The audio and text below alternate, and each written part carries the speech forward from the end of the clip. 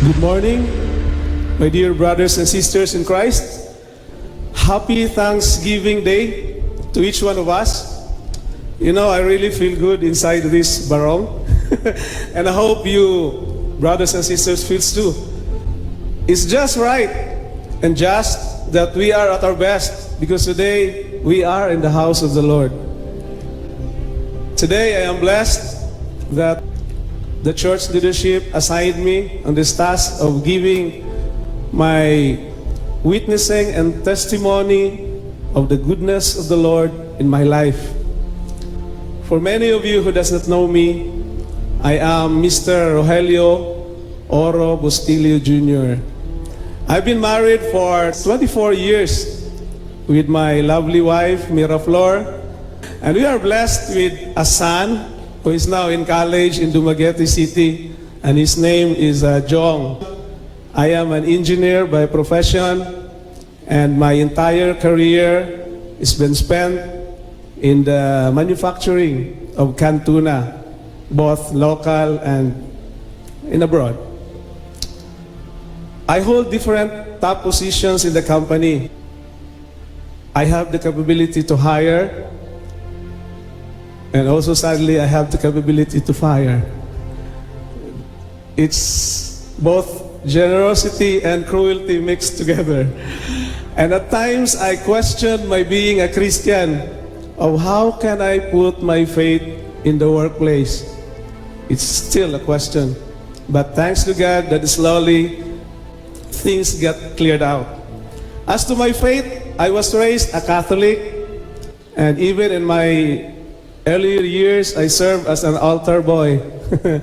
And during our high school, my parents, my siblings, and I were converted to Iglesia ni Cristo sect. And I was married to a Catholic woman, and I'm an Iglesia ni Cristo. But logic details that the lady has all the power to drag me to Catholic wedding. So we married at the Catholic Church, but the problem cropped up when our son is about to be baptized or dedicated.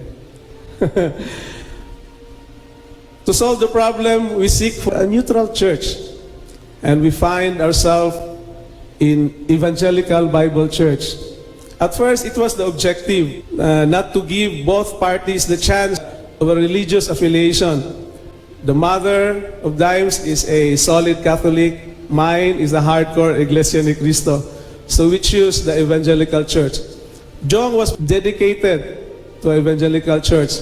But that objective surprisingly led us to restore our broken relationship with our God. Eventually, me and Dimes were baptized in ABC and become a born-again Christian. And that is the start. Jong also, when he became adult, he was baptized here. I am a seeking Christian, a type of person who always throws questions regarding my faith and hope to get answers in a reasonable and logical way of thinking. I devoted time in reading the Bible and even enrolling online Bible college in 2013 when I was in China. My work is very light, so I have all the time to study the Bible. I serve the Lord by attending churches and even handling Sunday school lessons in EBC, my former church before CAC. And if somebody looked from afar regarding my life, they could say that everything is okay. I serve the Lord, I have a good job, I have a good family and a happy family. What else can I ask for? But it is not. Deep inside me, there is a vacuum of being a Christian, and there is a guilt. Why? Because I can see that the change in my life of being a Christian is dragging or stagnant. While I am handling Sunday school lessons, I didn't stop drinking liquor and even smoking. And I even ended up with a bunch of people who arrived late in the house, even at 3 a.m. a good reason for complaining of my wife. But the problem was not me. In fact, I cannot remember I buy a cigarette for my own consumption. But it is related to pakikisama. And it is related to my job. You can just imagine you are going to treat a client to a dinner. If he drinks, you drink. If he smoke, you smoke. If he wants to extend his time drinking, you cannot leave. So there is a struggle in my being a Christian, especially that I am leading a Sunday school. My integrity and capability to teach is at stake. Even though my words or my teachings are so sweet, but it lacks the power of the gospel because it doesn't have a changed life in it, which is very important if you are teaching. And so, that is a problem. But from afar, God sees me that it is the predicament that I am suffering. I cannot make any move regarding that one because I fear that I will lose my job and I will lose my friends. But God did work His way in order for me to change my life. It was during the annual medical examination that I was diagnosed hypertensive. And as per the doctor's advice, liquor, cigarette, and deprivation of sleep will make things worse. I quit. I did not quit my job, but I quit the vices because I fear that hypertension will kill me. But unknown to me, my struggle has been answered to God. He is a faithful God, and He wants to help His servants serve Him well, because that is my struggle being a Sunday school teacher. So isn't that generosity? God's incomparable generosity. God has taken over everything within me. And God doesn't stop there. God sent people to help the believer grow in both faith and wisdom so that His servant can serve well.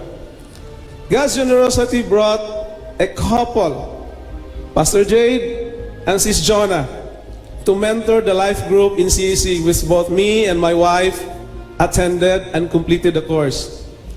The result of the mentoring is so overwhelming. After all, what was impossible before was made possible. I have mentioned to bring in faith in the workplace.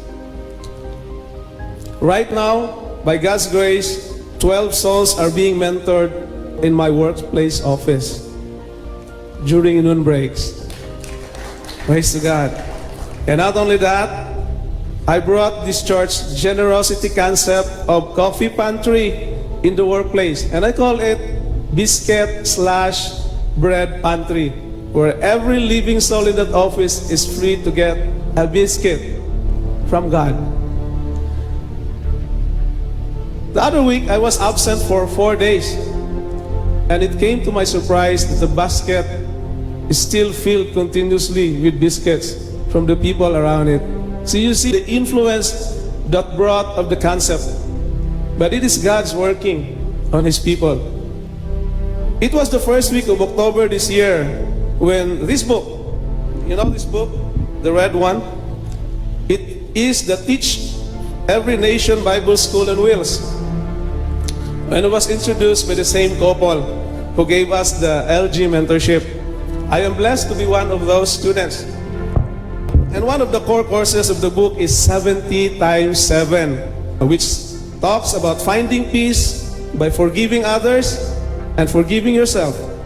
The teaching of 70 times 7 is taken from the chapter 18 of Matthew, when Peter asked Jesus about how many times should his brother sin against him and forgive him, which Jesus answered up to 70 times 7. Further, if you read, unforgiveness will result in torment, which is God's way of loving discipline until a person learns to forgive. The whole course reveals a shocking revelation about forgiveness. Before I encountered the course of 70 times 7, forgiveness was very hard, especially kung ang istoryahan, pagpanghulam sa kwarta, kunya, dili gani magbayad. lisud jud kalimtan og mapasaylo. I know you can relate to me in that matter. Scam, kusog kaayo sa Jensan. Usaon man nimo pagkalimot ni ana. But as I finished the course, I realized that unforgiveness was still in my heart despite how I tried. And the evidence to that is that I am experiencing torment. I have this distrust feeling, maybe because of my past experiences with dealing with people. So I distrust him, and even I profile them as possible. I have an unconscious raised voice at home, which my wife can attest to that.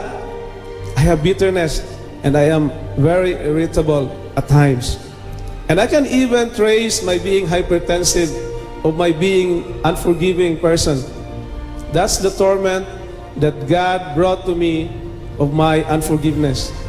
The person is still in my heart during that time. Forgiveness is really important to me as it concerns about me being free from torment.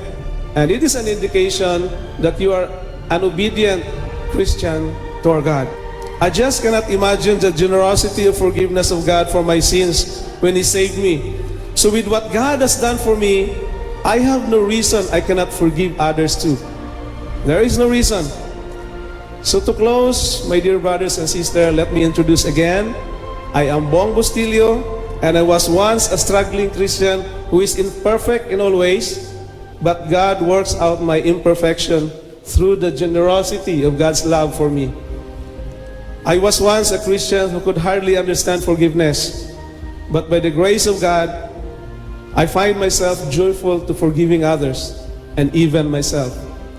I bring back all the glory to our loving God who is generous enough to forgive me and to extend His love for me. All glory belongs to God. Thank you very much.